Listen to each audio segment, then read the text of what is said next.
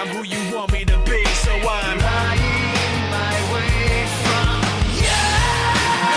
No turning back now. I wanna be pushed aside. So in today's video, going more over, I think I've done this video before, but I just wanted to go over it again, just purely because I feel like a load of people, especially, you know, on the women's side of the fitness industry, do not understand the, you know, whole health benefits of actual weightlifting. Bearing in mind, I'm talking about more compound movements, so squats, deadlifts, bench press, all that kind of stuff, especially in relation to your body. Now, a fact is that women are more prone to osteoporosis. For those who do not know what that is, it's essentially where your bones get less dense. And that's as you age, because, you know, everyone eventually loses muscle mass and, you know, all their bone tissue. Essentially, by weight training and, you know, getting more muscle, you inevitably thicken your bones because they're more, you know, resistant to that tension. Now, if you were to look at my bone density, it probably is higher than it used to be when I first started training, but that's because of adaptation, you know, in order to hold such weight. I mean, if you look at such powerlifters that are now in their 80s, they probably have a higher bone density than those who literally haven't done anything in terms of any resistance training. And that's kind of why, you know, seeing as fitness is popping off and, you know, people really want to get into fitness, that I'm trying to, you know, put this message across of literally, you know, lifting weights helps you live longer, you know, regardless of what people may say. Oh, but you'll get injured.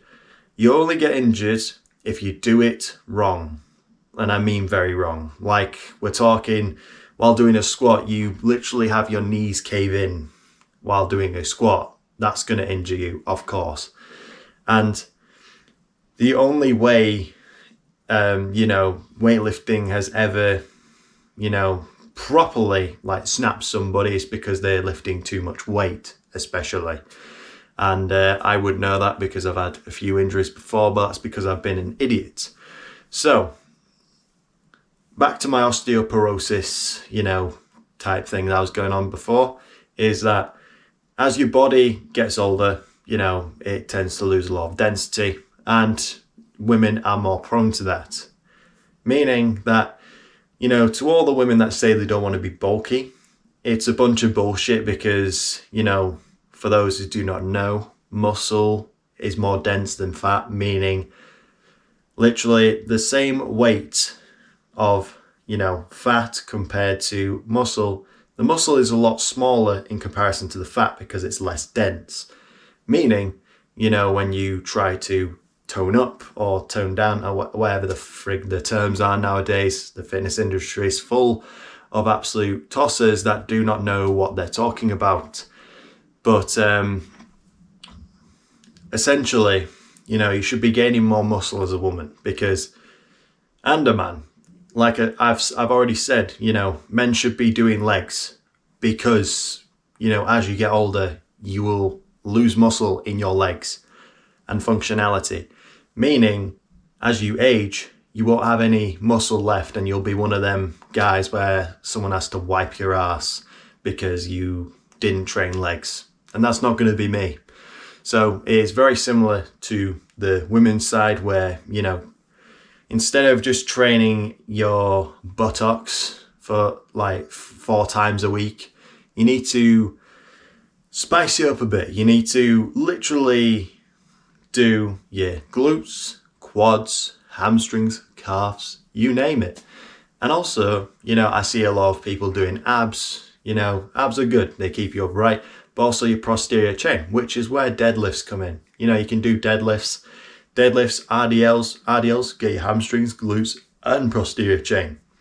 I'd recommend them to, you know, people who just want to, you know, grow muscle, grow strength in that area. But yeah, really, it is all terms of fitness. Now, we do not want roided up shit because that is the muscle industry. I have a very, you know, strong opinion on what is the fitness industry and what is not. Now, a lot of the time, a lot of influencers, especially male ones, and I'm not too, familiar with the female side, but a lot of supposed fitness influencers are technically muscle influencers. They are not especially healthy. They're just, entertaining and muscly. So it's that kind of thing. And you need to separate that from, actual fitness, because actual fitness, you're doing progressive overload, you're recovering properly, you're doing all this and it makes you happy because, you're making your body healthy, inevitably producing dopamine to, make yourself nice and smiley. So, I just wanted to go over that because I hate hearing on some things of women shouldn't be lifting heavy because it's a bunch of rubbish. I see a lot of, strong women be very, feminine looking. It's not going to literally make you into Dwayne The Rock Johnson. And, you need to do it anyway. Like, lifting heavy for a woman, I'd say a heavy squat is like 140. Because I've never seen a woman in my life physically squat 140 or more. And, deadlift 140 or more. Or bench more than, let's say a plate. I haven't seen that in my entire lifetime. So, all these pros go into, your life and, you feel better. But anyway, less than me yapping about, health and fitness in terms of weightlifting. We're getting into the second part of week 3. So essentially the next video will be either me getting decapitated by weights or, being a great success. So we'll get straight into the video. So starting off the workout with no gear at all. So like no wrist wraps or belt for this. Did tempo 140, felt incredible. So we're looking very good. And then did the same with 115 just for 5 reps and for 2 sets. So things are looking pretty good. It's I definitely think I have 150. I'm not gonna like insanely push it, so like I think maybe around 155 I'd say push, but I just want 150, not gonna lie, more than I want 155. So it's mainly a case of, I'm just gonna go for 150. If it feels like, then I can just go for 160 next time, which is the entire goal of this progression, because we're making quite a few jumps here. Other than deadlifts need to get back into gear basically. And I'm still working on that, but squat's looking good, everything else is looking good, which is a good positive. But we'll just have to see, because things can shift, things can be different, but I'm very confident in the least. So incline press with 100 kilos. I'm planning on increasing it a bit, go up to 102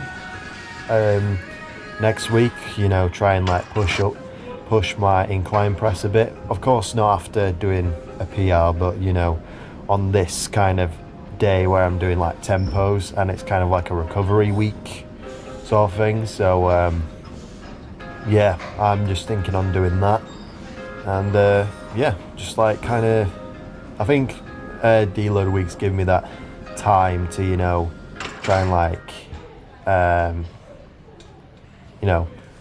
see what works, see what doesn't, kind of thing. But anyway, doing cable fly with the Pisstain man himself. I have way more videos than this. It's just some of the clips got deleted because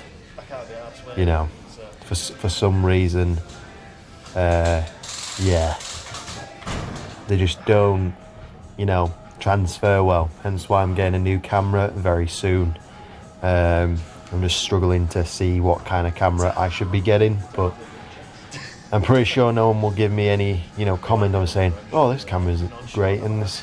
I'm just gonna try and find one that's reasonably priced for the quality. So yeah, that's gonna be fun, and you know, see the quality change and all that kind of stuff. So it will come eventually to the point where these videos might get better. So yeah, I'm making investments here. But anyway, on to cable raises. So here, you know, this is the only exercise I do for my shoulders. I do like 2 sets of one weight and then do an entire drop set, just purely to make sure I've worn out the shoulders enough. So it's just like, you know, intensity techniques that enable me to push myself a bit further. I mean, I think my shoulders have gotten a bit stronger, seeing as here I'm doing like 10 kilos on each side. Although when it comes to the actual, you know, tension part, it's probably like only a couple kilos of tension. So yeah, I mean, these are quite hard anyway, so you know, it'll be. But anyway, going on to you know, the drop set now. You know, I feel like this is technically the only exercise most people should need for their shoulders, seeing as it only gets like the side delt. And most of the time when you're doing your shoulders or any other movement, you are technically activating your shoulders. It's like you can't really do a squat or many leg exercises without activating your glutes, because they're that kind of anchor point, the anchor muscle of, you know, the entire chain. So essentially you're already stimulating your anterior and posterior delts, so you don't really need to have specific movements for them. But anyway, doing some tricep extension. Oddly enough, most of the files got corrupt while doing this, so I just have one little clip for you here of the tricep extensions. But usually 3 sets of this, and I did like a drop set and then went into push downs. So these mainly target the lateral head.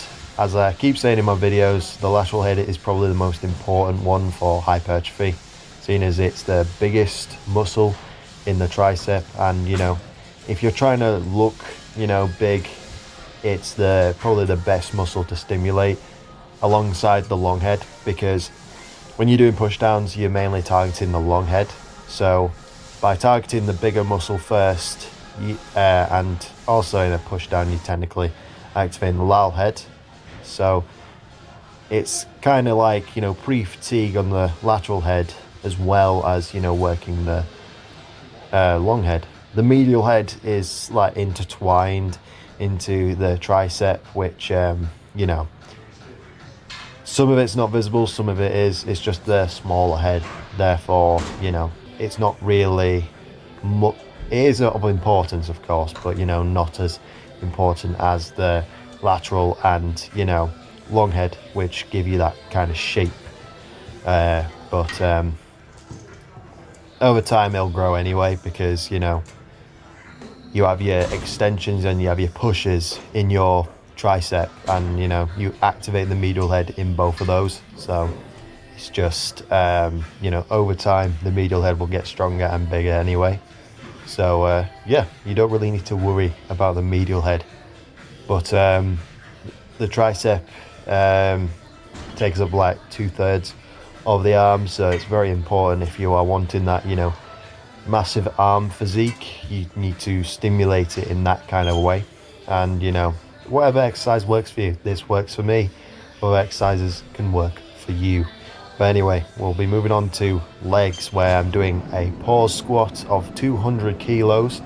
Felt pretty good, for even though on this day I'm training in the morning, which I think if you have been on this channel for a while, I hate training in the morning, but I work in the evening. So I technically could not train much. So I was very annoyed, which over the next week I have to train in the morning anyway, so yeah, that'll be fun.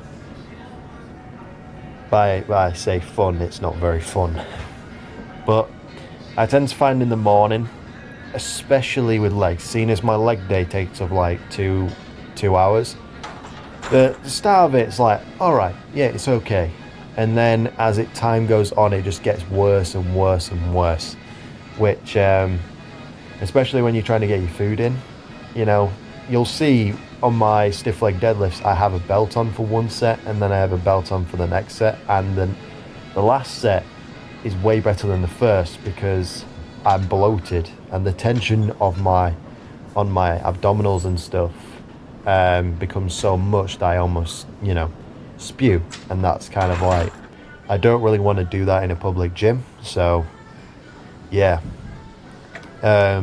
when I'm definitely when I'm bloated, I prefer deadlifting without a belt, just purely because, you know, I know how to do a deadlift properly. I know, you know, stuff like that. But the belt is there as an added form of tension, and I feel like, you know, it's there as like, you know, of course I don't want to break my back, but you know, when it comes to these kinds of lifts, I'm not very bothered if I'm using my belt or not, and in this case I didn't want to throw up, so I just took it off and just proceeded with the set. But anyway, with squats and, you know, split squats like here, it doesn't really provide that tension because you're not bending over, you're kind of staying upright, therefore, you know, all your organs are not like, you know, clunking together and you feel like, oh god, there's something wrong. But yeah, split squats are definitely torturous. I won't go in really hard on this just purely because I want to have energy and, you know, recovery for my primary squat day, and once that's over and done with, I can always go crazy with it. But I think it'll be the same thing where I have to train near in the morning or very early afternoon, just purely because I'm working late at the moment. I have a 0 hours contract, meaning I have to work at certain times that they plan out through the week, which hopefully I'm able to say, oh, can I do mornings? Because I'm more of a morning work person. I work better in the morning, and yeah, and also where I work, it's more busy in the morning, oddly enough, because, you know, you'd think people have jobs and all that kind of stuff, but you know, there are people, of course, who have jobs, but people who work out in the morning, you know, because I work in like a partial gym, it's like a spa gym place, but yeah. Anyway, less about my work, we're on to adductors. Adductors are a great addition to a leg day, especially, you know, for aesthetic reasons. You know, it makes your legs look bigger. In particular, you know, it brings on that side, it's the inner thigh muscle that enables your legs to look bigger, you know, the top half of your legs. And yeah, if you want those leg aesthetics, you really need to hone in on that. And also they're very good stabilizers, and, you know, especially if you are a squatter like me that does it like wide stance, it's very important, especially sumo stances and all that kind of stuff. But anyway, we'll be moving on to leg extensions, where unfortunately that's the last exercise on my leg day, just purely because the leg press was being used, the hamstring curl was destroyed for some reason. Whatever being has destroyed it, I do not know. So I technically did hamstrings at work, just purely because I got there early and I was like, oh, we got hamstring curl, I'll just do it there. So yeah, I just did it off camera basically, which is the benefits of working in a spa gym place, which yeah. But yeah, leg extensions, using one leg just purely because the stack does not do it for me anymore. Which is kind of weird because at the spa gym place that I have, that I go to for my work, the stacks are insane. Like on these stacks, on these Techno Gym stacks, they go up to 80 kilos. I'm not even joking when I say the stacks in this spa gym go up to 150 kilos each. And I'm like, this must be pounds or something like that, because I wouldn't think anyone's able to even go near halfway. But for some reason, it's solid kilos. And it's like, bruh, what the hell? What kind of breeds are they mixing in here? But yeah, the machines at my work were kind of tough, you know, to do. But yeah, you never know. I might have to do my leg accessories at work just purely because the machines at my gym are fucked anyway. So I might as well just do it at work. And, you know, even though there are to get into, but, you know, they at least work. Which, you know, is always the benefits of working in a gym place. But yeah, next we have, well, it'll be in a minute. We have not push day, pull day, which I start with benching, which you're probably right. Why do you do benching on a pull day? It's just so I can get my bench volume in. Because in order to bench more, you need to bench more often. Which mine's structured as primary, normal. So my normal bench is with a pause. So that's just competition standard. Then I have my tempo. So that's kind of like medium to heavy. And then I have tempo light. So you'll see me do 120 kilos just purely because I've got my max out week and I don't want to screw myself up. As well as me being a bit tired just purely because of leg day and work, where I was there until like 9:30. So that was fun. But yeah, starting off with 120, then going on to 110 for 5. Doing it without any gear on, just purely because I'm trying to get used to without any stability and all that kind of stuff. Because you see a bunch of all the good benchers do it without any, you know, gear on, and it's kind of like, I do want to be able to bench 120 kilos, meaning, you know, I need some strong wrists and I need some strong tendons and all that kind of stuff. So by providing that pressure, I'm enabling them to adapt to it, and I think that's what I'm going to do from now on. Just like slowly, gradually, you know, build into it. And, you know, I don't want to have an over-reliance on my, you know, wrist straps, because what if I'm on holiday and I don't have them? So, yeah, it'll all depend on that. But yeah, overall it's looking pretty good on bench. You know, I'm not too scared of the weight, but hopefully my friends will be there to you know, give me my commands to start the lifts, because for a competition you need commands and all that kind of stuff, so it'll all depend on that. But anyway, doing some cable rows, you know, starting off with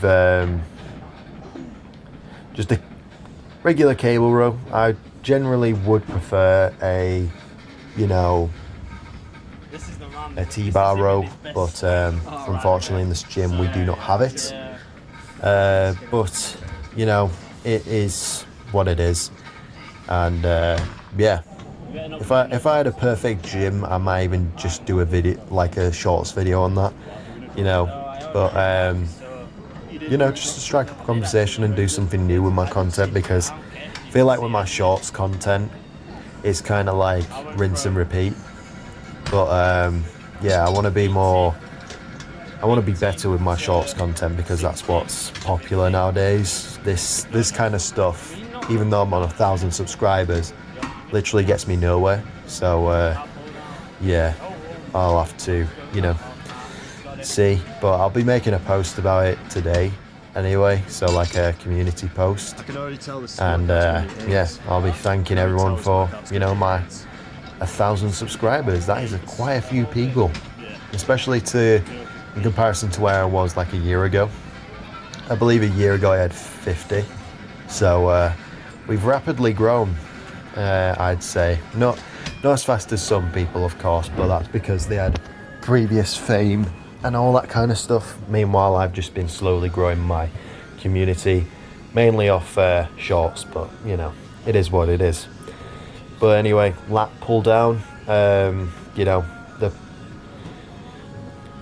the movement for the lower lats and all that kind of stuff before I move on to lat pullovers. Lat pullovers being more of the upper lat kind of area, but I like doing my lower lats first, just to, it's kind of like with a tricep thing where I pre-fatigue it, and once I get into my lat pullovers, I'm enabling to, use it as well as my lower lats being probably the worst part of my lats. So I'm doing my worst, body part first, and then doing my best next. So yeah, it's kind of like the way you should be doing it.